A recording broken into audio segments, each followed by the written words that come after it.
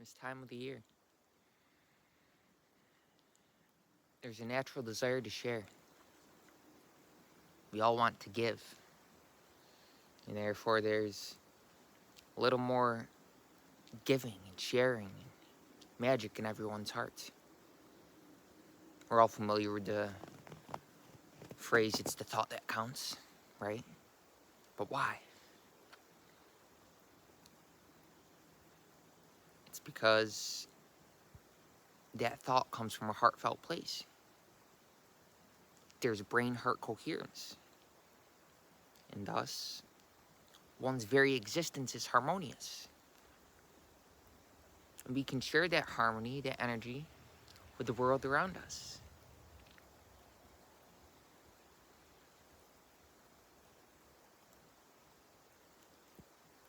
Now, I didn't come up with this phrase, brain-heart coherence. Dr. Joe Dispenza did. However, it's important to remember that it's not the words themselves, it's not the phrase that bears significance, but the essence, the energy behind it, infused in it, and simultaneously beyond it, within it and beyond it, and transcendent into it. It's the energy that the words are imbibed with that's important. It's the feeling or the meaning behind the words that's important, not the words themselves. So it's similar to the phrase, it's the thought that counts. It's not that phrase that's important, it's the feeling, the meaning behind the thinking, within the thinking that's important. It's the energy that inspires it, that allows it to express outwardly. And thus, similarly, I like to refer to brain-heart coherence as thinking feelingly, because it's really the feeling. Thinking of giving is feeling beyond the seeming boundary of a body, a seeming individuality. And thus there's a certain beauty, because thinking of giving to someone else is thinking beyond oneself, is feeling extending beyond the boundaries, the seeming boundaries of oneself, of this one. And we can't necessarily choose the thoughts that come, but we can certainly choose which thoughts that we act upon. We can say, Lord, your will is done through this one, on earth as it is in heaven. And bring this harmony, this heartfelt energy to the world around us through our very harmonious existence.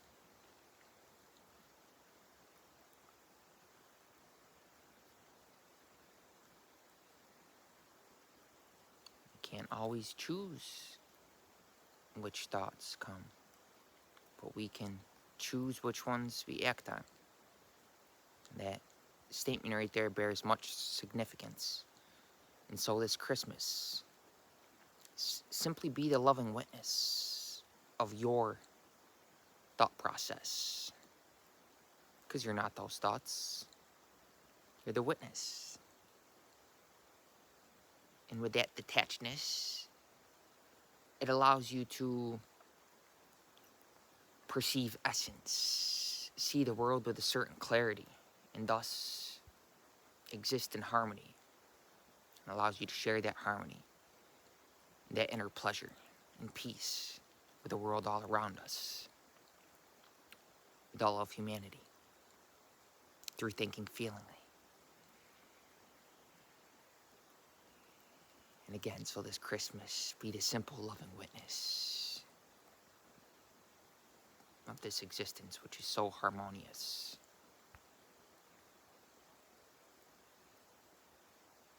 You're giving gifts and giving your essence, because in essence It's all we can really give is ourselves, our time, our effort, our energy, our attention, our very essence.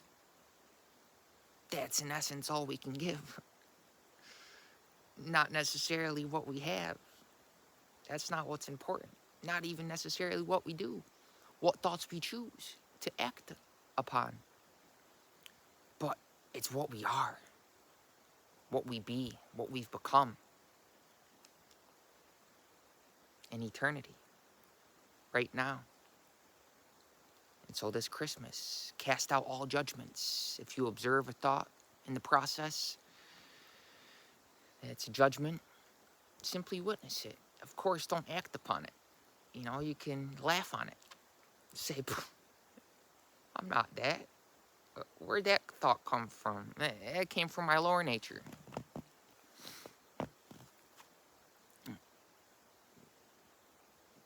You know, as it says in the Bible. Another phrase with which most of us are familiar. Let he who is without sin cast the first stone. And you know, we all live in a fallen world. We share this world together. We're all sinners, in a way. So there's no room for anyone to judge another. And all judgment is really self-judgment. You think you're judging somebody else, really, they're a reflection of yourself. When you give to somebody else, they're really giving to someone else. Giving and receiving are one. It's the same thing with judging someone else. You're really judging yourself. You know, it's my personal belief that every man, everyone is doing what they think is right, what they feel is right in their heart. So there's no room for judgments.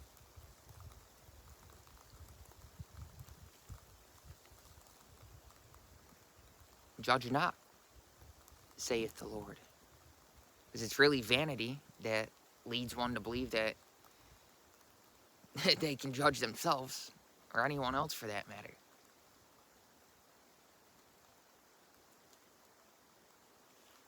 Sorry, I'm squinting. It's a subconscious reaction that I just made conscious to the snow that's falling.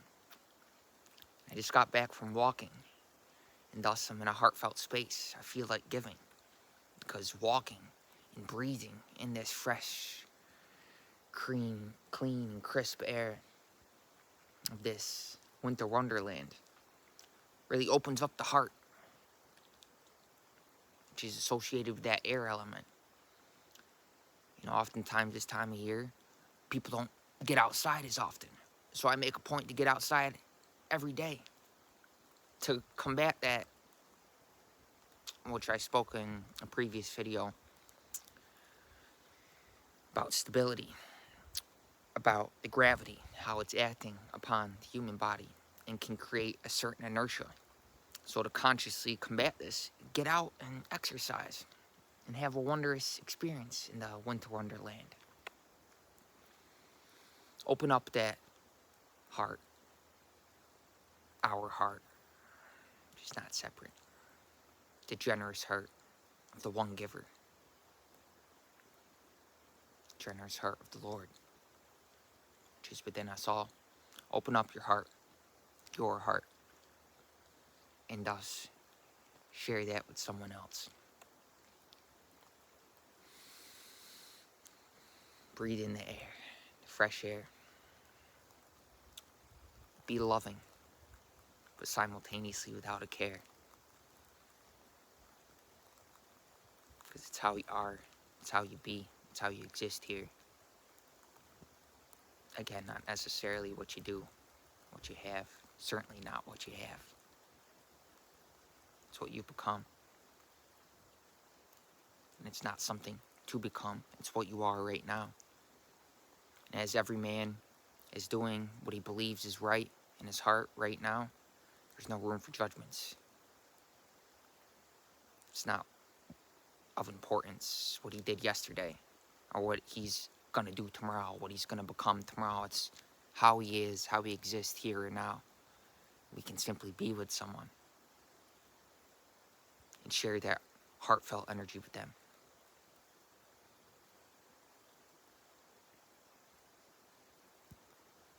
So I just wanted to make this quick video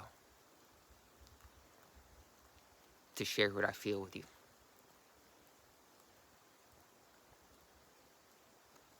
I figure it might inspire you, making a video outside, to get outside and breathe in that air, open up that heart, and thus have more of this energy to share with another, to give. Because we all feel that deep in our heart. Some of us are just more in tune with it than others. There's that eternal loving witness that is ever changeless. Again, we can't necessarily choose the thoughts that come, but we can choose which ones we act on. And that's because the heartfelt intent remains changeless. Our essence is changeless beyond appearance. The content of consciousness, the appearance, the forms, the people, the names, the places, the faces, the appearance, that changes. The content changes. Thoughts change. But the context of our existence, the eternal witness, the witness of the thought process, that remains changeless. That's the constant. That's the context of our existence. And it's really context that bears significance, because it's the context that create karma. But I don't want to use that word, even though I just did, because certain words have certain connotations and meanings associated with them, which may not, be in alignment with what I'm trying to say. Someone's interpretation, as mentioned in the last video description, is not necessarily in alignment with what one is actually saying or trying to convey, because one is only going to interpret words from their level of understanding, their level of perception, their level of consciousness. And thus, what one is receiving and benefiting from this, another may scoff at, laugh at, because they don't understand it. Or another it really resonates with, because they're in alignment. They're on that similar wavelength. They're on a similar vibration. And every vibration is connected to the one above it and the one below it. There's that interconnection. And so there's no room for a sense of separation. Although there's, of course, that intuitive discrimination and heartfelt discernment that comes from a scrutinizing awareness that is of that eternal loving witness. Still, there's no room for separateness, because we can discriminate without feeling separate. We can say, okay, this is wrong and this is right, without feeling duality, without inwardly feeling duality. It comes from our inner knowingness in our heart, beyond thinkingness. That eternal witness, that constantness, is beyond thinkingness, which is a cyclical, changing process. Our essence is the constant. Now, I know I just got off on a tangent, but that's part of the beauty of it, because I had no idea what I was going to say or what I was going to convey. Because it's not I, the Alex, that said it. It's simply being that humble physical vessel for that witness to express through, to and through, and as I exist now. It's the presence, in essence. It's not Alex, which is simply, again, a label. It's not the words that's important. It's not, of course there's value and significance to one's role in this world, but we can enjoy that role with so much more zest when you understand that our very existence is beyond that role. Our essence is beyond the appearance of a label, of a role, of an individual, of a personal identity. That we truly exist in eternity.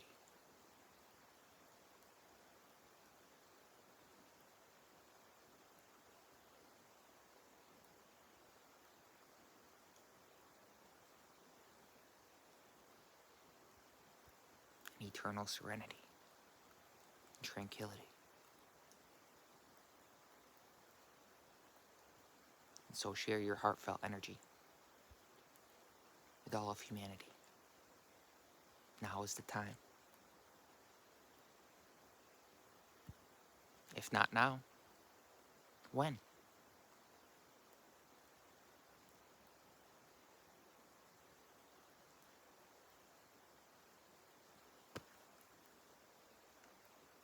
Close your eyes and pray this day and allow others to benefit from all that you say. Amen.